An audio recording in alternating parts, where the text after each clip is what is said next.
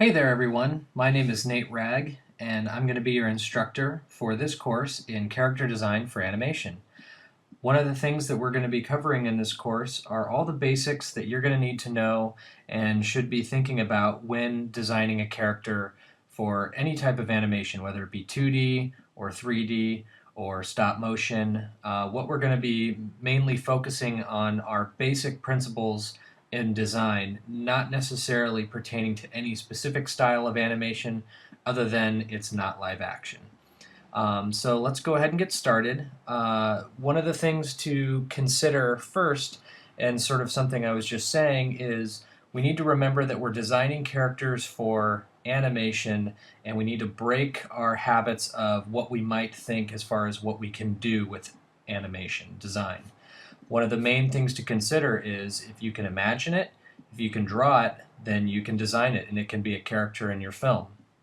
One of the things that we often forget about, especially as we've gone further and further into 3D and CG, is we're constantly more and more concerned visually with making things feel realistic. Now, while we may not intentionally be doing that, it begins to seep more and more into our subconscious as far as design goes, because one thing that CG and computer animation does well is it mimics reality, with realistic textures, lighting, color.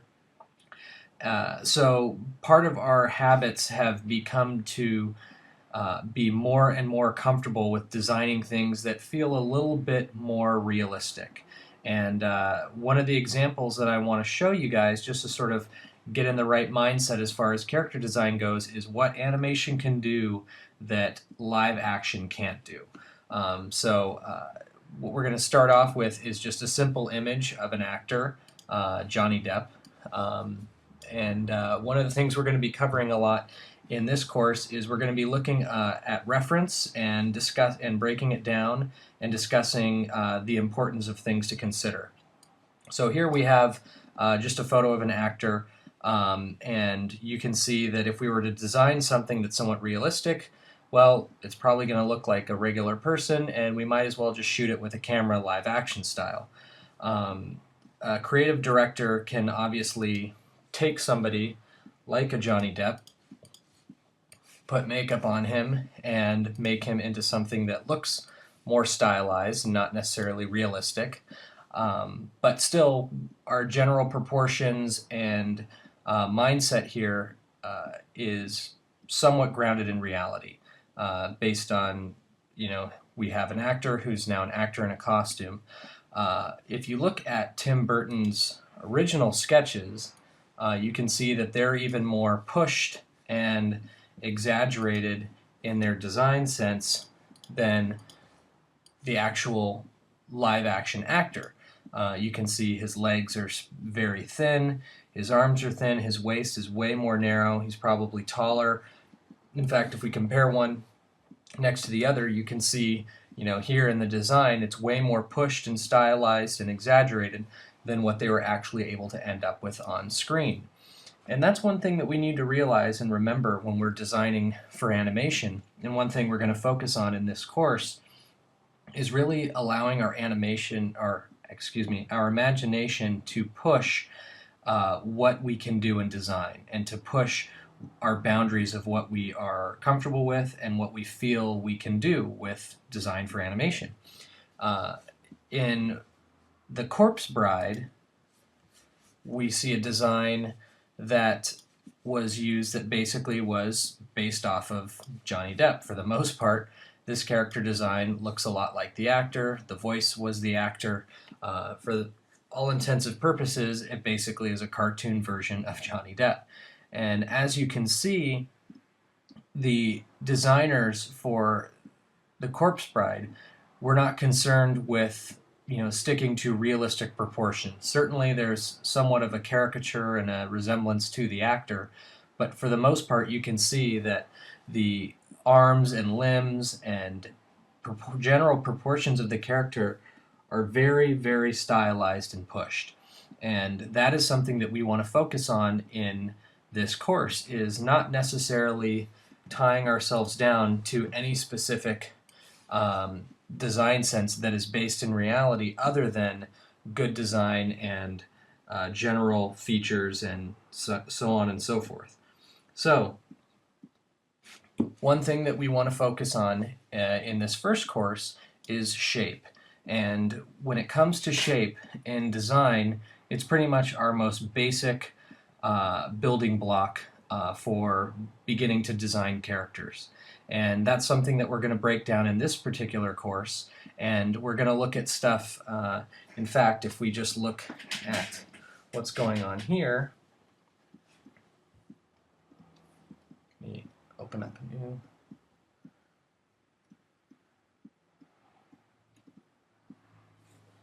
We can see that the actor's human proportions are somewhat based in normal shape and style based on what nature provides. And one thing that we want to focus on in this particular first class is breaking down the very basics and the root of design when it comes to shape. Is if we look over at the character design that was for the film, the feature, we can see we're basically looking at a stick with a circle on top. And not even a circle, it's like an upside down triangle. And this is pretty much the root of what we want to get to in this particular lesson, is we want to move away from what's happening over here, which is somewhat grounded in reality, and we want to move towards this sense of design, which is basically breaking down our characters into very simple, basic shape language and pushing off of that. Having that be our starting point, having that be where we base all of our design language off of. And so in this course, we're going to break it down and we're going to analyze shape language in characters that we've seen in films and TV, and we're going to break down what exactly are their building blocks and how we can use those building blocks to design our own characters and think about how we create our own characters moving forward. And again, we want to really move away from the idea of these have to be characters that have to move around and animate right off the bat. You know, we're going to take things slowly and we'll probably repeat ourselves, and throughout the course, you know, different elements of character design as we're breaking down the basics overlap each other. But for right now, we're going to focus purely on shape and how that relates to our characters and how that can help us separate different types of characters. And then we're going to build off of that into, you know, everything from posing to different types of silhouettes and functionality. You know, that will be later on in the course. But just to get started, we're going to keep it real simple and start with shape. And as you can see, you know, the first thing that we have to do is we have to throw out our rules of reality and what we've been comfortable sort of seeing on TV. We have to open up our imagination, open up our creative minds, and think about things more in the vein of over here and less in the vein of this. Obviously, once they put him in all the makeup and everything, that was great and he looked stylized and cool, but we want to push it even further than that. We don't want to design our characters in a way that feels like it's a person in a suit or a person in makeup. We want to push our design as far as we can, find out where it breaks, and then pull it back and make it functional. And the basics of that are just starting off with very simple shapes and moving forward from there. So let's go ahead and start from the beginning and start breaking things down and analyzing what exactly is going on in character design when it comes to shape language.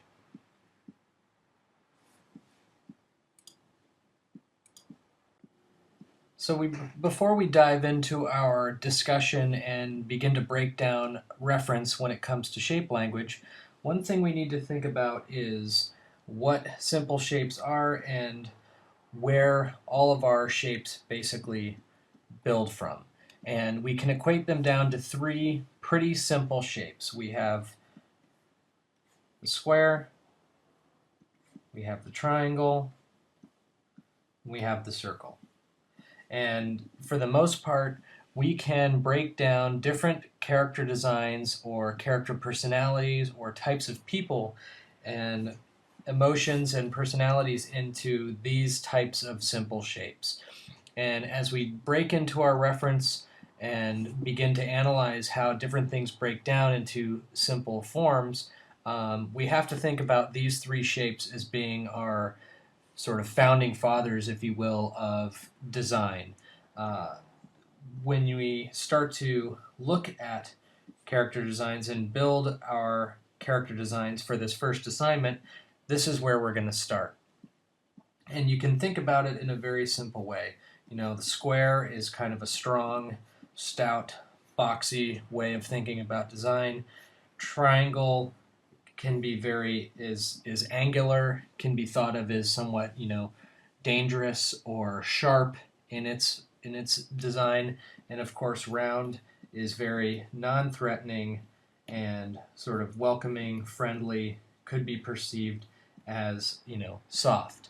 And thinking about those simple things as far as how those would equate to becoming a character design or a character on screen is a very simple way of thinking about how shape relates to personality, and then how personality relates to the type of design you need to be building towards. So our first assignment, when we break into it at the end of this class, is going to be building off of these simple shapes. Okay, so getting started with our first course, our first class in shape language, we're going to start with some reference. And basically, we're going to be talking about theories and reference when it comes to shape language for the first part of the class. And then we're going to finish the class with a demo, basically showcasing the assignment that will be for this week. And that's pretty much how the whole course is going to work. We're going to have the first portion of the class be discussion and conversation about the topic for the class, and then we're going to follow it up with a demo for the assignment. So right now, we're going to get into just the building blocks of shape language and what that exactly means for designing characters. Here we have a simple character from a popular film, and basically his design suggests he's an old man. He's not that athletic or energetic, probably kind of grouchy. If you've seen the movie, then you know. If you haven't, then go ahead and check out the movie and you'll see what I'm talking about. But basically, we have a simple design that is a person that is stylized. Now, where we start from here is basically we don't just think of him as just a person. It's not like they sat down and they said, well, we're just going to design an old person. They thought, what really would help us break this character up into a shape? Where could we start? Nobody usually, when they start drawing a character, and this is one thing that we're going to focus on, decides, oh, well, I'm just going to draw an old person, and they think, about, what does an old person look like, and they just sort of start sketching. We have to think about it more simply than that. We can't just start just drawing and sort of seeing what happens. We have to have a logic behind it.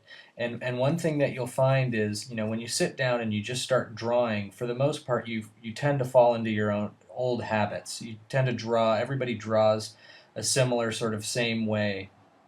And when you actually start breaking things down and thinking about simple shapes first and starting simple, you can really push yourself into some areas that you wouldn't necessarily think of as far as design goes. So, with that said, what we can see here realistically is he's pretty much just a square. His shape language for the most part is very, very much like a square. If you look at his glasses, if you look at the shape of his head, if you look at his general body shape, his legs, certainly, of course, there are curves and stuff with regards to his belt and his nose, but for the most part, he's a square, and that's where he's starting. And when you look at So now when you look at a character lineup from of the characters in that particular film, you can see that basically this character is a square. The little one, the little boy, is kind of an upside down, sharp oval. The bird, for the most part, is a triangle. And the dog is a reverse of the boy for the most part. He's somewhat round. So it's very simple to start here and think about how all of these shapes relate to each other. That's one thing that we're going to be focusing on in this course is the importance of how characters standing next to each other based on their shape language can say something different about their personality, who they are as a character, or simply distinguish themselves from another character design. Now, in this particular class, we're not going to focus on character lineups for another couple of classes, but you can see when you take a character lineup as simple as this, and you actually break it down to its simplest form in simple shapes, you can see where we're starting to build our shape language building blocks from. We're starting very simple, we're stripping it down to its basics, and we're thinking about how do shapes relate to each other and what do they say about a character. With this character, somebody sort of designed very boxy, we might think of them as closed in, uptight, not very fun, not very lively. With the small child, the little boy over here, to the right of the old man, we see a character that is much more lively, much more buoyant, much more sort of enthusiastic. And when we turn the character design off and we simply just look at a shape, we're basically seeing a shape that looks like it's sort of jumping up, it's jumping forward. It has life to it compared to the square / rectangle next to it. So as we start thinking about character design and where we're going to start, we need to think about, simple shapes and starting there.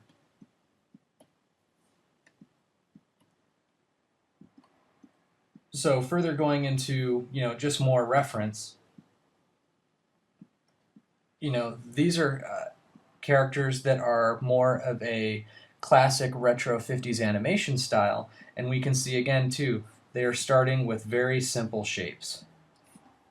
In fact, let's add a little white here so that we can see what exactly we're looking at. And, again, these characters would be very difficult as far as, designing them for CG right off the bat as they're drawn, but we're not going to focus in this class. This being our first class, we just want to think about, simple shape.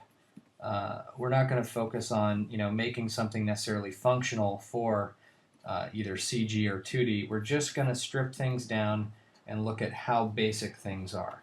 And, here we're starting with just very simple shapes, very simple character design shapes that, when added, slight details and expressions and faces, we start to have, a character that is coming to life. And it's as simple as, beginning to design characters off of simple shapes. Now, all of these guys, for the most part, are sharing similar qualities in their shape, and that's totally fine if that's what you want to, start your designs off of. But the important thing is that we're starting simple, and we're starting in a very simple and basic way and building from there.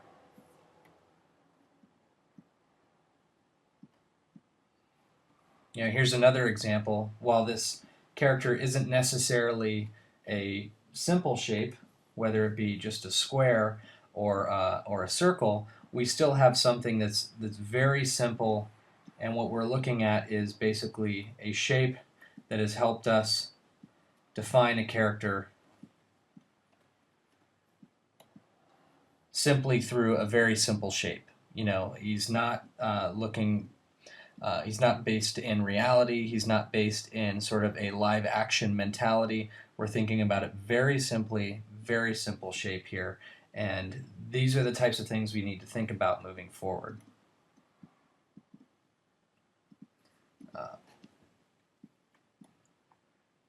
One of the things that was really popular in retro animation compared to where we are now with things that are done primarily in CG is a lot of the character designs were in a lot of ways very simple. In the 60s and 50s, a lot of the designers and animators were inspired by modern artwork like Picasso and Paul Klee, and so a lot of their character designs, going from say something like Snow White, which was very very realistic and in some cases rotoscoped from live action footage. We have characters that are very graphic and very simple in their basic form and how they're designed. And what we get from that is something that's super simple, very stylized, and very fun. And it's something that we can build from. It's a place that we can start, and we can always break down the human form if we want to design something more realistic. But when we have our animation or when we have our imagination to build our designs off of, it really makes sense to think about, well, what exactly can we imagine? What can we actually draw to create something that hasn't been seen before, that you can't just go out and film with a camera?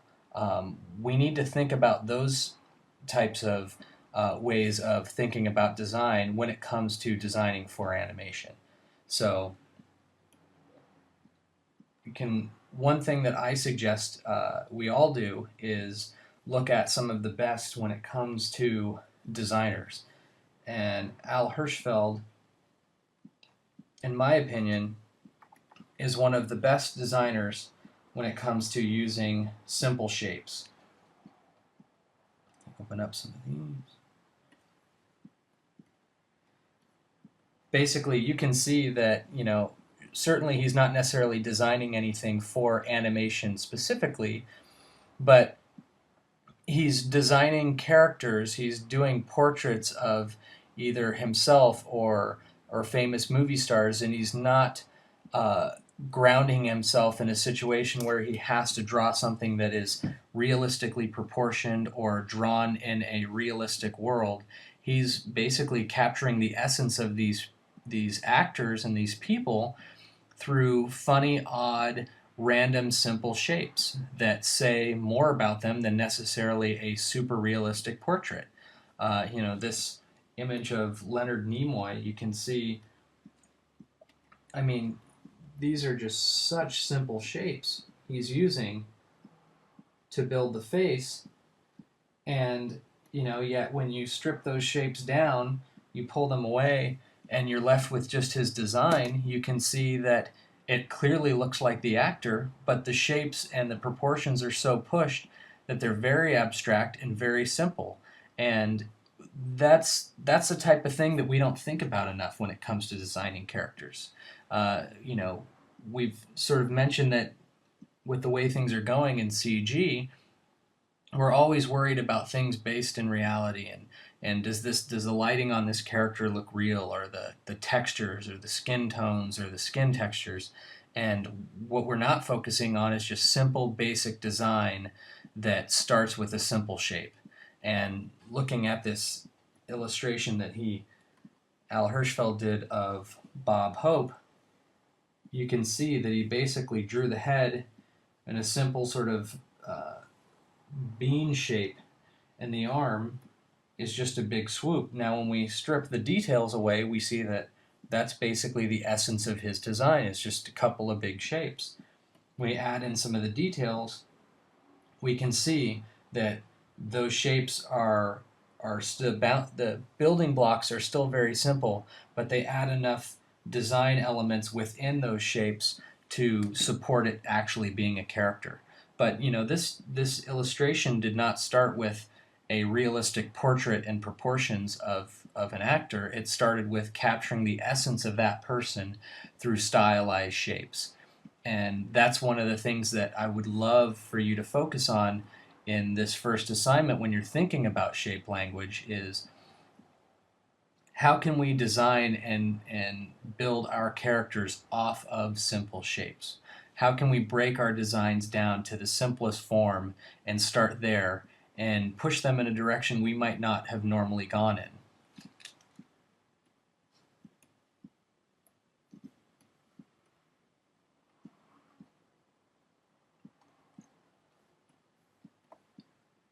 And here's an example from another retro cartoon where we're seeing a lot of, let me change my color here.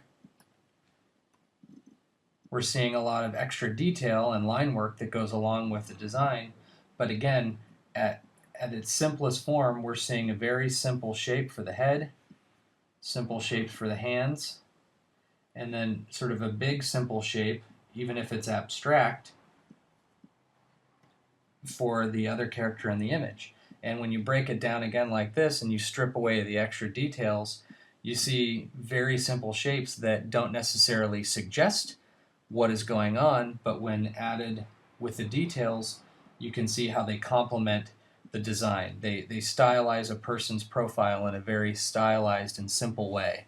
And that's something that we're going to be focusing on with your first assignment is building characters in simple forms and starting there and adding in the detail that allows them to be basically jump off the page, become live characters. All the great artists and designers in this day and age do that. One person in particular is Teddy Newton, who I'm a huge fan of his work. And, you know, one of the things that they did when they were working on The Incredibles is they wanted to take CG humans, you know, up to that point, for the most part, humans were, you know, in CG films were very realistic and somewhat crude and ugly looking and not appealing. And one thing that design team wanted to do, you know, Teddy Newton, Tony Facili, Lou Romano, Brad Bird, they wanted to get what is so basic and stylized about animation design and get that into the computer. They didn't want the computer to just do its realistic thing. They wanted to break down the shapes into a stylized form. And so what they did, you know, as you can see with Mr. Incredible's profile, is you can see he's basically got a strong nose, very simple shape, small legs, and when we turn his design off, you can see he's just a couple of simple basic shapes. He's got the big tummy, he's got the small legs, he's got the pronounced nose, and what you get in the end result, certainly there were compromises to be made when they had to model it and actually figure out the details in the design of the character, which is something we'll discuss when we talk about functionality of design, is they started with something very simple and they pushed it from there. And starting that simple and bold in their design allowed them to get very stylized and graphic in a positive way rather than just pushing shapes to be creative.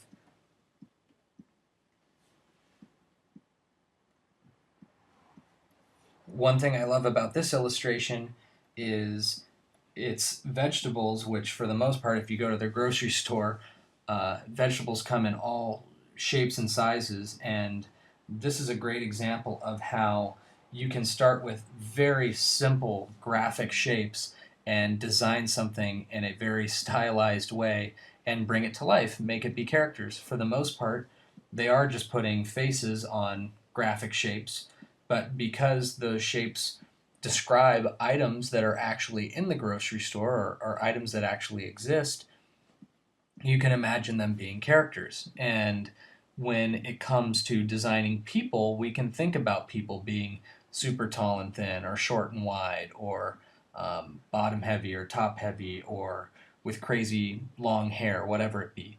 And we can think about people as far as being designed like this. For the most part, and let's open up another image here. You know, if I imagine